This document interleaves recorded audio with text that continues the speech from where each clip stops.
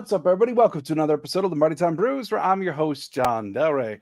No, a little different setup today. Wanted to futz with some settings and stuff, especially getting ready for the watch party on Sunday. So chose to take that backdrop today. But we are talking Packers versus Falcons, week 2 matchup coming up this Sunday. Falcons coming off of a victory of their own in week 1, beating the Carolina Panthers 24-10. They do have fewer injury concerns than the Packers do at this point, and I'll get to that in just a minute. But overall, these are two relatively similar teams. Both with a young quarterback who's officially been handed the reins this offseason. Both with a certain amount of star power on both sides of the ball as well. We're going to get to all of that in just a minute, as well as my prediction for the week 2 score for Packers versus Falcons. First, though, let's hit that injury update for the Green Bay Packers. It's longer than you'd like, and it's a little bit more star-studded than you'd like as well. First of all, Christian Watson did practice today. He was a limited participant, still a practice, still something, still in the right direction, but nonetheless still questionable with that hamstring injury. Aaron Jones, the most talked about injury this week, with a hamstring problem of his own. Apparently today he stretched and was in a helmet, talked to trainers, was in a helmet the whole time. And then all of a sudden, the team went out to the field, and Jones didn't. He did not practice today. Now, does Aaron Jones need to practice on a Friday in order to play on Sunday? No, I do believe Matt LaFleur is going to give him every bit of confidence, every second of time to get himself ready for the game. It's still less than ideal that he's not practicing on Friday. It doesn't necessarily bode well for his chances. So I think the Packers are just crossing their fingers at this point that Aaron Jones may still be able to play. Quay Walker, inside linebacker, with the big pick 6 last week when he looked like a running back, he is still questionable as well, as he's still a part of the concussion protocol. He did get in a limited practice today. That's the second day in the row for him, but nonetheless not yet advanced enough to say that he can certainly play. And then David Bakhtiari, questionable as well. He's probably going to get the questionable tag for every game for the rest of his career. But Call Me Matub on Twitter has been pointing out something very, very interesting, and that's that the field, the turf at MetLife Stadium that Aaron Rodgers tore his Achilles on last week happens to be the same turf utilized in Atlanta. And David Bakhtiari is incredibly outspoken about this topic. He does not want to play on turf. Whenever he does play on turf, he has a much harder time recovering for the next week. So is he going to, there's at least a chance, is what I'm going to say. Is he going to go this week? Maybe not. Like, if they're going to sit David Bakhtiari out for any type of game, for rest, for prevention, it could be a game like this. On turf, it's Atlanta week 2 earlier in the season. I at least could see it. And it's something I really hadn't given a lot of thought, but it's possible. I'm not saying it will happen, but it's possible this is one game David Bakhtiari sits out, and he's got the questionable tag to match. Now, if Jones can't go, do expect a lot more A.J. Dillon. But they've also made mention of Emmanuel Wilson getting his chance this week as well. We'll get into that in a little bit. For the Falcons on the injury report, Troy Anderson, linebacker edge player for the Falcons. He did have 3 pressures last week against Carolina, but he is out with a concussion of his own. Jeffrey Okudah, the corner, questionable with a foot injury. Cordarrelle Patterson, their running back / just offensive weapon, he is fully back and will be playing, making his season debut this coming Sunday. So let's take a look at the Atlanta Falcons. They finished last year 7-10. But like I mentioned, they're off to a 1-0 start after beating the Carolina Panthers 24-10 last week. They're coached by Arthur Smith, who's entering year 3. Both of his years thus far in Atlanta have led to 7-10 records. Offensive coordinator Dave Rago and defensive coordinator Ryan Nielsen. But a new member of that coaching staff, who certainly warrants mention for us here in Green Bay, would be assistant head coach Jerry Gray. Yes, the former secondary coach of the Green Bay Packers was hired by the Atlanta Falcons this offseason to be an assistant head coach and just overall defensive supervisor, from what I could glean. So Jerry Gray, the place of friction with defensive coordinator Joe Barry in Green Bay. I know a lot of that has been swept under the rug. I still believe it had a major impact on last year. The tension between the two has been well reported on. Jerry Gray has found himself in Atlanta, now an assistant head coach. The Green Bay Packers will be seeing him again on Sunday. What did the Atlanta Falcons do this offseason? How is this team different than that team last year that finished 7-10? Well, they had money. Let's just say that. They had money this offseason, and they chose to spend it. Massive signings on the defensive side of the ball and at all three phases. On the defensive line, they added Calais Campbell, David Onyemata, and Bud Dupree, already joining Grady Jarrett for a pretty good up front for the Falcons defense. They also added Caden Ellis from the New Orleans Saints, linebacker, who actually led the Falcons with 7 tackles last week. And then in the secondary, perhaps the biggest signing of them all, they signed safety Jesse Bates from the Cincinnati Bengals. He had 2 interceptions last week. He is one of the premier cover safeties in the National Football League and showed his impact on a defense right away last week. The thing to know about this Falcons defense, and it has truly improved at every level thus far. And week 1, they did have an impressive showing. Yes, it was against Carolina. Yes, it was against a rookie quarterback in his first week. Okay, you got to play who's on your schedule. I've said that several times about Green Bay this week, and Atlanta certainly looked the part of a high-quality defense last week. Offensively, they didn't have as much work to do this last offseason. They did retain a couple of their offensive linemen, including right guard Chris Lindstrom. But beyond that, the much more impactful additions for the Falcons offensively came through the draft. In the second round, they picked Matthew Bergeron, who now is starting at left guard for them. And then, of course, in the first round, they chose Bijan Robinson, running back from Texas, the most hyped rookie this year for sure, especially in the fantasy football world. But last week, he showed why. An incredibly agile athlete who's very tough to bring down with skills as both a runner and a receiver. Immediately, one of Atlanta's top weapons in their game plan. Now, that's not to say that they didn't do any free agent work offensively. They did bring in Scotty Miller, wide receiver from Tampa Bay. Yes, that Scotty Miller, if you remember that name. And they also signed from Vegas, Mac Hollins. So some wide receiver reinforcements for them this offseason. Offensively, the Falcons are led by their 3-headed monster at running back. Bijan Robinson, superstar in the making. Tyler Algier, their workhorse, who had 70 yards rushing and 2 touchdowns last week. And then Cordarrelle Patterson, who, yes, admittedly has lost a step. He's not the athlete that he used to be. He still is a more than usable weapon in a very varied and chaotic at times Atlanta offense. In terms of passing the ball, they do not quite have the caliber of weapons that the Chicago Bears trotted out last week, at least in my opinion. They do have 2 incredibly good wide receivers or tight ends, whatever you want to call Kyle Pitts at this point, but they do have tight end Kyle Pitts and wide receiver Drake London, both more than capable of making a large play if their quarterback can get them the ball. Like I'm saying, Drake London did not have a catch last week. Kyle Pitts had 2. And I compared them to the Bears' weapons for a number of different reasons. 1, Green Bay played the Bears last week. But 2, it all depends on the quarterback. The Atlanta Falcons also don't like to throw the ball down the field. In fact, Ridder had 18 pass attempts last week. One of them was over 20 yards. Last year, in the playing time that he had towards the end of the year when he started several games for the Atlanta Falcons, a whopping 8% of Ridder's throws went over 20 yards in the air. So keep this in mind too. Last week, going against Carolina, the average depth of target for the Atlanta Falcons was 3.2 yards. Okay. If you need some context in that, keep in mind what Jordan Love did last week. Did he have some deep throws? Yeah. But would I say that the Packers led this all-out air raid offense last week? No. And Jordan Love's average depth of target was still 10.2. 3 times that of Desmond Ridder last week.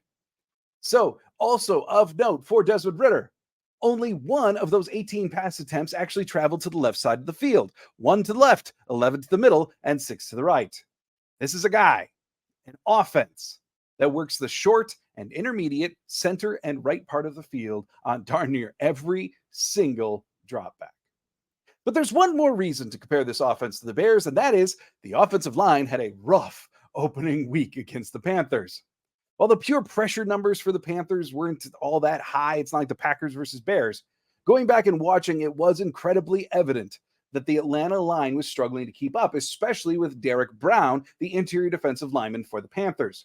Chris Lindstrom, who signed one of the largest contracts ever for an offensive line this offseason, he had a PFF pass pro grade of 16.7. That's Jake Hansen territory, y'all. He had a miserable game trying to block for the pass last week. And you can expect that Green Bay, with their new athletic defensive line, even their new techniques with stunting all over the place, are going to look to take advantage of an offensive line that struggled mightily against Carolina in week 1. Defensively for the Atlanta Falcons, like I mentioned earlier, Bates recorded 2 picks last week, and he truly is the brightest star on this Atlanta defense. When asked specifically about those 2 interceptions, Bates, as well as the rest of the coaches and everyone, explained that it was film study that led them to know where Bryce Young was going to throw the ball. That's not exactly unexpected for a rookie in his first start, but it's still notable considering that Green Bay has their own youngish quarterback behind center. Other than the secondary, the strength is getting after the passer. Even without Troy Anderson, they still have Bud Dupree and all of those large names on the defensive line. The Falcons last week logged 26 pressures against Carolina, and it was led by both Daniel Onyemata and Grady Jarrett. The interior of Green Bay will again be tested. So what are the keys to victory for the Green Bay Packers against the Atlanta Falcons? Number 1, win in the trenches. There's a massive key last week, massive key this week. Probably the number 1 key all year long for the Packers. And they have the ability to do it almost every single week. If the Falcons are going to get pressure, it's probably going to be through the Josh Myers, John Runyon Jr. portion of the line. Lucky for us, that happens to be John Runyon Jr. and Josh Myers' strengths is pass protection. So offensively, they need to protect against that. Defensively, they need to make the Atlanta offensive line look just like it did last week against Carolina. Offensively for the Packers, key number 2, it's really hard to say what they need to do because, look, if Aaron Jones is out there, it's one thing. If Christian Watson is out there, it's a different thing. If both of them are out there, if neither of them out there, you get what I'm saying. The Packers' probably 2 best offensive skill players might be out for this game, or it could be some combination, or it could be both are there. We just don't know. And whatever shape the offense takes is going to greatly be determined by their presence. I mentioned last week that if Christian Watson was out, expect Luke Musgrave up the seam, expect some Jaden Reed still getting their speed down the field. And it did happen at times. But now, if you take Aaron Jones out of the equation too, suddenly the offense begins to look different. Frankly, it begins to look a little bit more like Atlanta's. Run the ball, short passes, pull everything in just a little bit and be more efficient because you don't quite have the speed to match airing it down the field. Yeah, sure, you still do have Reed and Musgrave, but it really gets to be a different game when the threat of Aaron Jones from the backfield is eliminated as well. But one thing is certain, Jesse Bates is an excellent coverage safety. AJ Terrell is one of the top, I'd call him alpha corners in the NFL. So, if Love is going to have success in this game, it's because he's not telegraphing his throws. I've mentioned several times how Dan Orlovsky has done several specials on Jordan Love and where his eyes are going and how it's not where the ball is going. And that's excellent and very advanced, nuanced technique for a quarterback. Jordan Love is going to need that this week. It's not a luxury. It's not just a nice thing to pull out a cute little detail on film. Going against Terrell and Bates, it's a necessity. Jordan Love cannot have turnover-worthy plays against the stars in Atlanta's secondary. That is probably the largest key. Matt LaFleur did help with that. We all know by this point that Matt LaFleur threw the kitchen sink at the Chicago Bears last week, pulling out whatever he wanted from the playbook. And when they were asked about it, Love and LaFleur, they've all mentioned how they threw a whole bunch of stuff on film last week, including a triple option and then one formation where they got 3 tight ends in the backfield. It was insanity. And they've mentioned how that makes it tougher for defenses to plan against them all year long. Coming up against Atlanta, hopefully that plan comes into fruition. Key number 3, also on the offensive side of the ball, and this is kind of regardless of what happens at the running back position, but they need to get them in a flow. Talked the other day about how realistically A.J. Dillon needs more carries to be a downhill runner they need him to be. He's a grind him out runner, and it's tough to get the engine revved up when you get 3 carries here and then 2 carries 2 quarters later. It's just the style of running back he is. Is that the most dynamic?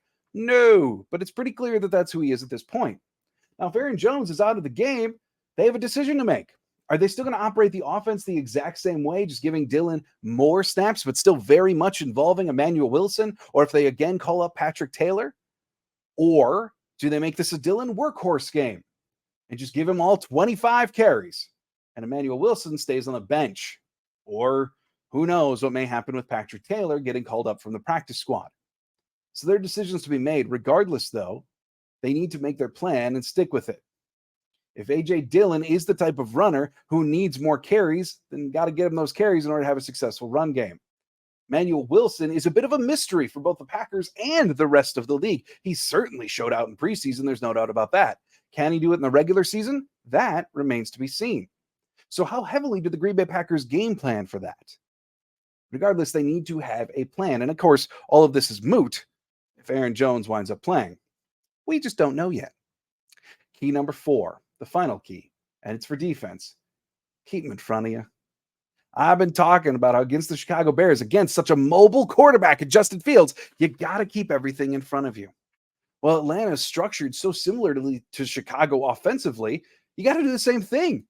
Keep them in front of you. Don't let Bijan Robinson advance through multiple levels of your defense. He showed last week how problematic that can be for even a quality defense. It's bad. He got a lot of wiggle, if that's the way you want to refer to Bijan.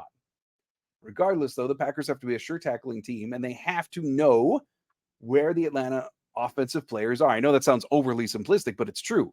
Maybe they even drop the zones back a little bit farther. Maybe they're not as concerned about Ritter and Bijan as they were about Justin Fields taking off from the backfield. So maybe they drop it back a little bit farther, but regardless, this is still probably going to be a zone-based defense this week because the threat of Drake London and Kyle Pitts beating you over the top is essentially worth knowing that you can stop almost everything else that they do offensively. Force Atlanta to be what they obviously don't want to be and make them throw the ball down the field, which goes against every tendency that they've shown with Desmond Ridder at quarterback. Do that, and you just may be able to stifle this Atlanta offense, no matter how athletic and talented they are. At the end of the day, I would expect this to be a closer contest than week 1 wound up being. I think the Packers still put up their points, assuming that they can control Atlanta's pass rush. And I still think that they can bottle up Atlanta's offense, although Atlanta is certainly going to get theirs. I'm not expecting that all of a sudden they're just going to stop Bijan Robinson every single play, or that Tyler Algier isn't just going to be a problem running the ball. He's a hard runner, and that's eventually going to wear down the Packer defense, kind of like A.J. Dillon, Aaron Jones relationship is supposed to be. But still, Green Bay should be able to overcome those things, and if they win the turnover battle, if they accomplish these keys, they should have another victory on the road to start the season. So let's go with Packers 31, Falcons 23. And the Green Bay Packers are coming home 2-0. Thanks so much for joining me here on Lombardi Time Brews. I will be back Sunday for the watch party. It's going to be just me to start, just lonely little old me. So come join me for the watch party. Let's watch Packers versus Falcons together this coming Sunday. Hope you have an absolutely fantastic weekend until I see you again. And as always, go Pack Go.